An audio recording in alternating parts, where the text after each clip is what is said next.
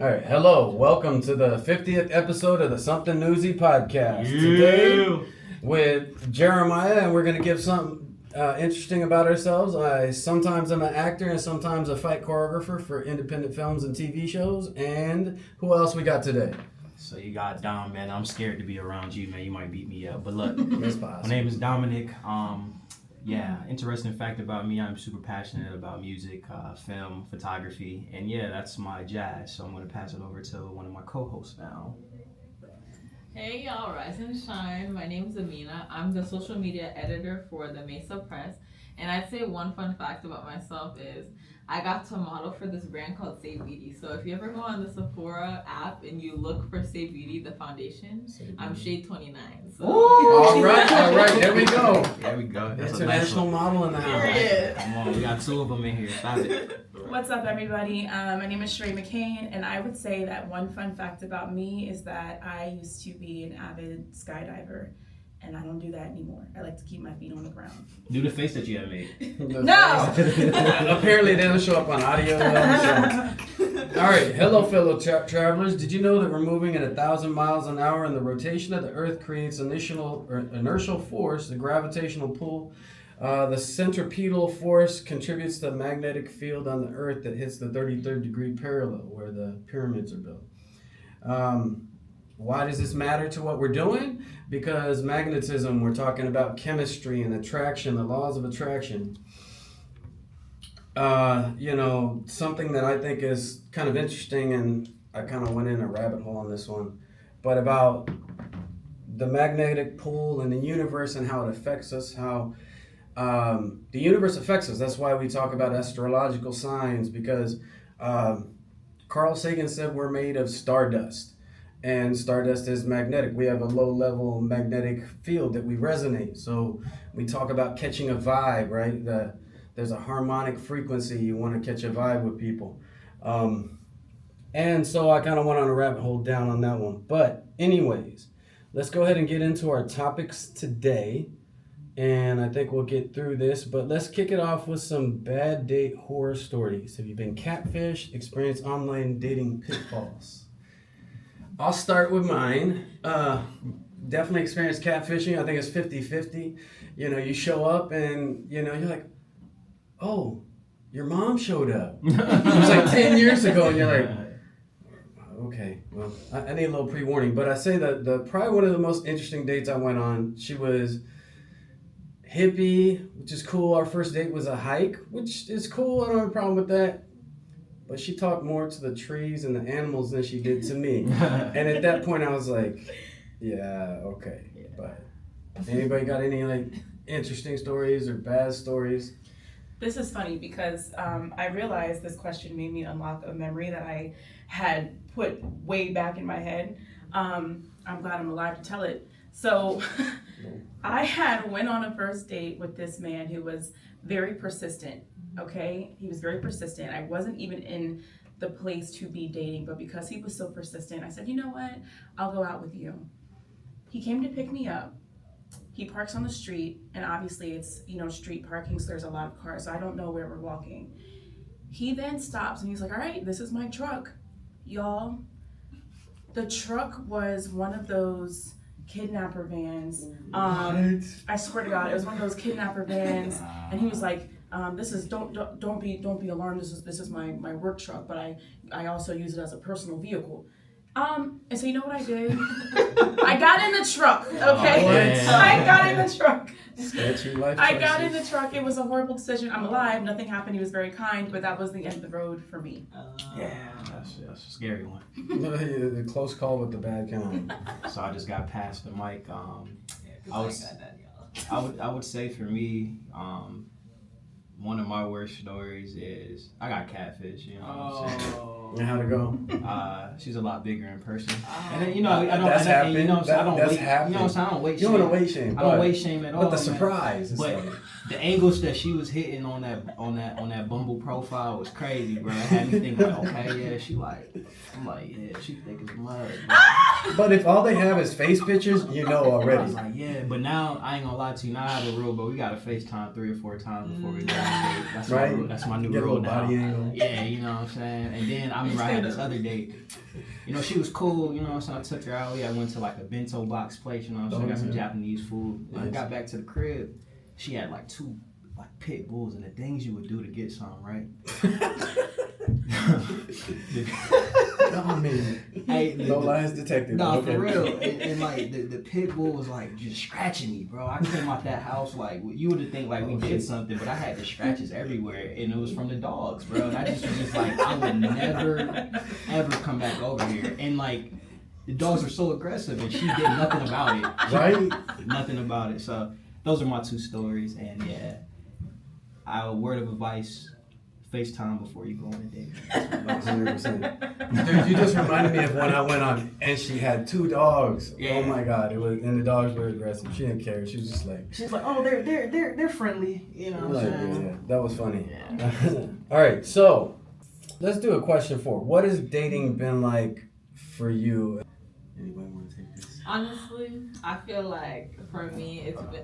For me, I feel like it's been dry. I mean, I've been here my whole life in Claremont, and there's just nobody. I feel like everybody already has somebody. So it's a little bit difficult, especially with even school. Like, I feel like nowadays, people are just on their phone, like, looking down. They're not really wanting to interact with somebody new. I feel like, I don't know, everybody's just scared. Like, I know me, I'm a chicken. I'm scared. I'm not going to say anything. Like, I'll admire you from afar, but I won't say anything. I know that's the circumstances for a lot of other people nowadays. So I'd say it's just rough, y'all. The dating life is rough in my world. I would say I'm currently married right now, but I would say before that, I don't know, like approaching people is kind of scary though, and I'm not. Especially nowadays. Yeah, nowadays, because you just don't like know a person's reaction or what they've been through, and sometimes, you know, you be coming off as a sweet person, but then they'll like dish you crazy, so that makes you not want to like approach people. So I think for me, I've had it easier on dating sites, and you know, even with the horror stories, I feel like, I guess, because I'm 27, I would say like 25 and younger me would have been like, okay, dating sites are cool, but now I am appreciating like more of like personal kind of like conversation with people and meeting people in person. So. The dating pool is a cesspool. Yes. I am so incredibly uninterested. And I think that when I talk to, you know, my girlfriends or my mom, I'll use her for example, she'll say, you know, but you know, you could have any man that you want. The correction with that is no. I could have sex with any man that I want, but I could not be or have any man that I want, because then we start talking about commitment and trust and values and character, and that's where it gets a little sticky. So, I didn't say this in the beginning, so I'm going to say it now. I am currently married, going through that whole process, but if I do end up back outside in these streets to start dating again, I might move to a nunnery. Y'all, if you see me like I'm part of Sister Act 2, oh goodness, I don't say nothing to me. Okay, I have given up. Well, that was the perfect setup for my first question, which kind of speaks to something that I've noticed is that, well, one, there's 2 things y'all brought up: the apps and how people are antisocial. And so before 2007, 2008, with the advent of smartphones and social media and all that kind of stuff, you had to talk to people, look them in the eye. You used to walk down the street and people would look at you and say, hi, what's up? Or you'd say hi and people would say hi back. Yeah, but now culture's changed so much that when you're walking down the street, one, people are looking down, you know, taco neck syndrome, like and looking into their phone, you know, like, and if you say something to people, they don't respond, they look grumpy, or they get an attitude. So I miss when culture was like, hey, what's up, how you doing, just to random strangers. Nowadays you don't, because culture has shifted. And so what I have noticed, a lot of people, you guys have all spoken to it here, have been moving towards, and this is why the second question was, organic or inorganic dating. I call dating apps inorganic. It's the easiest way, because we're all afraid to talk to each other, look each other in the eye, and engage with each other. Whereas people are starting to move, like, we've done the dating app thing, there's like a 50 to 80% chance you're getting catfished, or it's not going to work out. There's a low, you're looking for that needle in the haystack. And so for me, what for you, if you've experienced this, has the experience of going from online dating to offline relationships, what has that experience and transition been? Because I've noticed a lot more people wanting to connect in ways that aren't necessarily dating apps, reading the resume and then showing up for an interview, and then it's high pressure. Personally, I've been moving away to like more fun, engaging, trying to catch a vibe of how if you like the person, I want to sit through an interview and see if I survive tonight and I get number two. No, I'm not for that. But going from inorganic to organic, what has been your experience, transition, or desire in that? Yeah, I'll go first. I actually met my wife off of Bumble. Okay. So I would say it had been a success story. Our first date was the typical one. We went and got like breakfast and stuff. But our second date went to an Erykah Badu concert. Oh, you know nice. what I'm saying? So Yeah, it's just like I I think. Don't get me wrong, like the dating websites suck, you know what I'm saying? But in-person dating can suck too, like meeting somebody organically can suck as well, because it's so many different variables, right? But I feel like, each one has its, its good moment. So I think for me, I don't know, I would want to do organic, but I feel like, with the organic versus inorganic dating, I feel like, it both has its pros and cons, so. Just kind of like what you get on any given day. So yeah. Although I've never really delved, went into that world yet, I will say that I feel like online dating, offline dating is a little bit tricky. Because again, like you said, the taco neck, everybody's just like looking down on their phone and just not chatting it up with one another. But then I feel like online dating is a little bit easier too, because everybody's bolder behind the screen, emojis, pictures. You can portray yourself a certain way, like you were saying earlier. Like you don't think you're not seeing a thing. I feel like it's just easier to act behind the screen and act like somebody that you're not. But then when it's face to face, like you said, it's nerve wracking, the eye contact, like all of that jazz. It's just a no for me. It's a no. This one's on. Yeah, both of them. Yeah, Okay. both of them on. Yeah. I actually have no experience dating online. I am so uninterested. I would much rather just meet someone organically. And I literally say to God, I'm like, you know what? If it don't come from you, like if not to say, let me backtrack, not to say that you can't meet someone online and it be wholesome. Yeah, no, you proof it works. Right, Yeah. right. Blowing my mind, but I think for me, I'd be like, if I don't meet this person outside, if you don't catch me outside, you won't catch me at all. Yeah. That's Exactly. so no, I don't have any online dating stories. all right.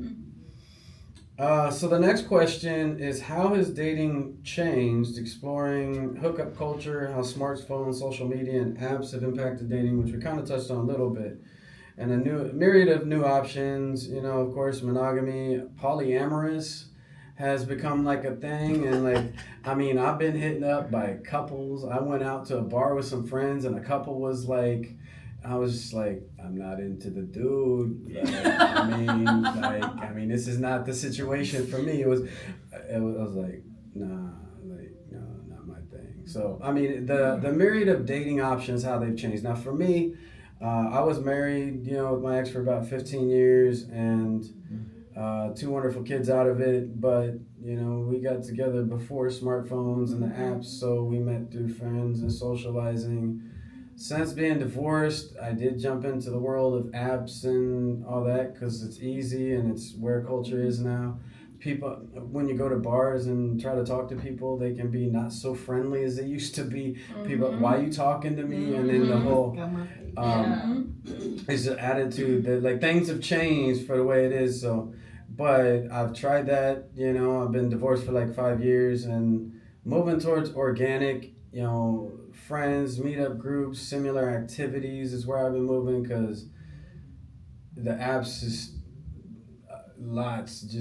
So, you know, and the myriad of choices is quite interesting. It's a lot, man. It's a smorgasbord. Wow. Yeah.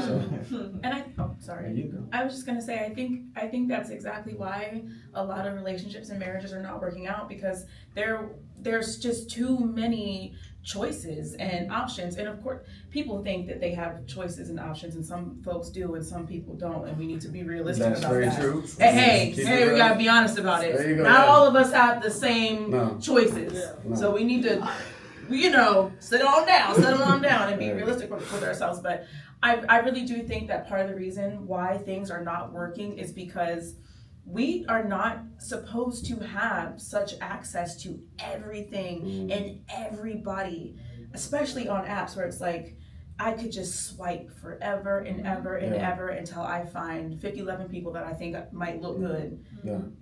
to choose from. It's too much. Yeah. That's grass is greener syndrome. Yeah, it's a crazy world that we live in right now. It is. I think for me, it has been like when I was on the dating sites, I think I did prefer. I got off of it after a while because it just was, it was a lot. You know what I'm saying? Because you get that, you kind of get that boost of, I don't know if it's, I want to say dopamine or Serotonin. Yeah. Yeah. It's an addiction. And they make money. The algorithm makes money off keeping you there. It doesn't make money off of you being in a relationship. So it's not built for longevity. It's built for financial. And then when you had to start paying for certain features, like to see who likes you, you know what I'm saying, or you know, To send like unlimited messages, Exactly. you need this package or at whatever. that point, it's a dub. I'm not paying for nothing. I don't want to pay for that. Yeah. You know what I'm saying? And I ain't gonna lie to you. I remember when I was in a lower self-esteem place, I would get on there for validation. You know what I'm saying? To see like, oh, maybe you know this person thinks I'm attractive, and it gives you a boost for a little bit. But then you kind of go back to ground zero and just like get based back in reality. So I don't know. I think I like the organic better. You know what I'm saying? When I was at my other university, you know, I was in the Veterans Center there, and you know, I was meeting a lot of people organically and stuff like that. And then I was in Atlanta too, so I think. I don't know. I think it's a big culture difference too in dating coast to coast in a sense too. Each region is different. Each Like region. Dallas was different than here. Yeah. Phoenix was different than here. Each culture is different. Yeah. Like, it's different. Yeah. Yeah, and I think San Diego. Like I said, this is where I met my wife at. But once again, that was on Bumble. My dating successes in San Diego. I mean, it is okay, but I would say I've had far more success on the East Coast. Talk about it. Or down south. Or down south, Let me go down to the south. East Coast. Yeah, you go to the East That's Coast. the problem, Because I think There's something in the water in San Diego. Really? Yeah, It's a weird culture here. Yeah. I don't know what it's like an it entitlement is. type of thing. Yeah. It's very You're strange. better. I'm better than you. So you know, if I do give you a chance, it's because you know I'm letting this happen type of thing. Dating you know in what San I'm saying? Diego feels like a dating show. Oh, but no, like, that- but like a on- reality TV on like show, some like a Netflix- Bachelor, on like some Yeah. Love Netflix is stuff, Blind right? type Yeah. of something. Yeah. It's bizarre. It's not like this on the East Coast. I agree. Yeah. So I agree. I think it's I think like I said the like you said regional differences. Like I said, I would go in Atlanta and not a too long horn. Like it's you would meet people for real, like Yeah. going out to these different events, these art Yeah. events, these different places. So I don't know, maybe San Diego tighten up. Tighten up. Tighten up. San Diego, Do tighten better. up. Tighten up, San Diego. There you go. And then next, you got anything to say? Honestly, I was just gonna say I feel like San Diego. That's probably why I have no success too, because I don't be going out like that. But when I did go to the East Coast, I saw there were people interested in me. But here, I'm telling you, it's a ghost town. Can I be honest with you? I feel like you would do very well, like in a New York. Yes, Yeah. that's where I went to New Yeah, York. you But did some of them were a very little well in New creepy too. They was trying to follow me. I mean that's everywhere, right? Yeah. But the success of it is definitely. I think you would do very well in New York. You know what I'm saying? I'd be definitely Atlanta. You know what I'm saying? Like you. I need to go. Yeah, you gotta step out, and not to say like you can't find anybody out here, but I feel like if you haven't had any success out here, like open your horizons, travel, you know, because your partner may not be here. Yep. I think that's what the case is. Yeah. So that San Diego dilemma. And I've been trying to I've had a little more success, you know, dating people in Orange County or LA and doing a little traveling, a little better relationships. I don't know, down south, I felt like, you know, we hang out more, do things with friends, go out, get to know each other. Like, you know, San Diego was like that back in I feel like, you know, the 90s and early 2000s still. Because I remember dating here, and it's changed. Because I do remember dating here, and it was like we'd go out, hang out with friends, do stuff, get to know each other. But this was also before 2007, 2008, kind of like shifting. But yeah, y'all are onto something there. I kind of want to move on to the next question. And I mean, you're married. We got a couple post or transitionally out of marriage. I think we all post single. right now. Yeah. It's all a post situation, We're all bro. post. Yeah, we all okay. transitional situation. Yeah. Transitional situation. Yeah. So, and we've kind of touched on this though, but shifting views on marriages. Why aren't marriages lasting as much? Is that old school love still a thing? And how are priorities in marriages changing? And this is another one. Is situationship the new friends with benefits plus life after failed marriage? Like, so after I got out of my marriage that failed, one of my I wouldn't even have called it a situationship. I don't even know what this word was. It was like basically we're friends with benefits. I had no intention to be with this person, and then like we're in a situationship. I'm like, what? Okay. But back to the main point here is that like my grandparents were married for 60 some years, and it wasn't that two people were married, they're committed, but they like hate each other and they're just gonna do it. No, like they were beautiful. Like my grandfather was so sweet to my grandma. They had good communication. They were committed to it. Now at the time it was expected. They didn't have it. We're talking about the swipe right community, the fear of missing out. You're gonna, I tap, I'm keep looking like I got options. And I've noticed people don't have the relational skills for longevity. And post-divorce, I did a lot of soul searching, working through things, figuring out what are important. Things like communication, compromise, commitment, problem resolution skills. Yes. Can you does a person have empathy? Can they kindly work through things? Be, compassionate to the other person. To me, kindness is more sexy than other things. Like, do you have empathy? Can you, like, if I'm talking to you, can you sympathize with me even if you choose to disagree with me? And emotional maturity. Yep. EQ, emotional intelligence, stuff like that. But Can I ask you one question? I'm sorry to interrupt. Go ahead. I just wanted to say, like, I know you said you've been divorced 5 years now. Is there anything that you wish you can go back and like during your marriage and like change at all, or you just knew it was kind of like running its course and to end? So within the first 6 months of marriage, it was bad enough for me to consider leaving, but she was pregnant with my son, and I stuck around because I wanted two parents, and my parents' divorce was rough, and they put me and my sister through it. So I didn't want to be in a situation where I put my kids through that. I wanted them to have two parents, a happy home. And so I stayed way longer than I ever should have. I tried counseling, marriage retreats, everything in the book.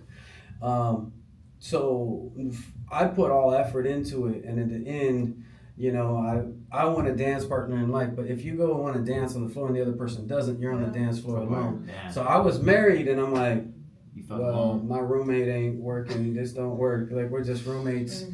And then she had mental health issues and was starting to affect our kids. And I was like, they need to see one parent who's healthy, happy, and got their shit together versus one that's compromising and unhappy and one that's miserable and, So I had to make a decision that was in my kids' best interest. So I believe in the love that my grandparents had, and I wanted that, and I was committed to it, but the situation I was in was non-workable. So is there anything I could have done in the marriage to change it? I don't think anything. And I mean, like, I should have left it 6 months and figured it out, but at the same time, I've got two beautiful kids, and so I don't regret that. So, I mean, it's a tough one. Yeah, not big facts. Big facts. But what I've learned since I was divorced, the work I've done on myself, I'm happy, I'm healthy, I feel good, I'm happier, I feel better than when I was in my 20s.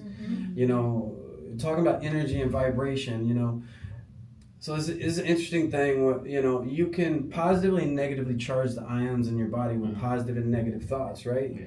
And I'm in such a positive place. Like I feel similar to drugs. Like I feel high, good inside in a way that I'm just happy. Like I've never felt this good. So I'm thankful of the work I've done since. But back to the question, the multiple. So the swipe right, got options kind of thing. When somebody's not committed to a relationship, they don't have the skills I mentioned. They don't have the longevity, and you can't have two different pieces of cloth together. They'll tear and rip. So, finding that match, I want to get back to the question. Nah, it's I'm all No, right. rambling. but you ate that. That was good. Yeah, Yeah. I'm super rambling. But why aren't marriages lasting? And how have the priorities around marriage changed? And we did get into a little bit of the failed marriage and what you learned. So, I mean, like, somebody take this one. No, I got you. I would say the priorities, because everything is so accessible. You know what I'm saying? Yeah. It's like, if this is not working, I can easily go back out here and go get something else. But like, Sharay said, everybody doesn't have these choices that we think we have. Yes. The grass is greener syndrome. It's like, do you put up with this person and work through the issues that you guys have to better yourself and improve and learn how to work through these different conflicts you're going through, or do you leave and just let it go and just let it be, and I know we talked about the sunken cost fallacy. You know what I'm saying? You continue to pour resources in because you've been doing that, but at what point do you stop and just be like, well, maybe I just need to kind of just like take these resources back and then just do something else. So I think it's difficult, because like you said, I watched my grandparents married. My grandma passed away, but they were married for 30-40 years and things like that. So that is a love I really really want. You know what I'm saying? I want to go through life with my partner and experience these beautiful things, but at the same time, I think marriage is a everyday battle. Yes. Yeah. It's you have to wake up and continually choose your partner every day. So it's difficult. I don't know. I've only been married I got married July, but it just seems like, similar to your situation. It's not that everything is bad, but it's just like the bad is outweighing the good right now, and you kind of just on the fence. Do you leave or do you go? Do you see if this is a rough period or a rough patch in your guys' life, or do you just kind of like just call it quits and just go on and live life? You know what I'm saying? Separately. So, Important decisions to make. Yeah. So thank you for tuning in to the episode today. We had a really good conversation on relationship, dating, and we got into some really good topics. The importance of protecting your energy, boundaries, and how to navigate this digital age we live in, where apps have made relationships and people less connected, and there's been a rise of mental health issues and whatnot on that. So thank you for tuning in. Make sure you tune in to the next episode and get the rest of this. And on that note, I want to thank you guys for tuning in and participating in today's episode. Thank you for Sharay, Dom, and Aminah for joining us on episode 50 and 51 of the Something Newsy podcast. I'm Jeramiah Gill, and we're signing off. Yeah.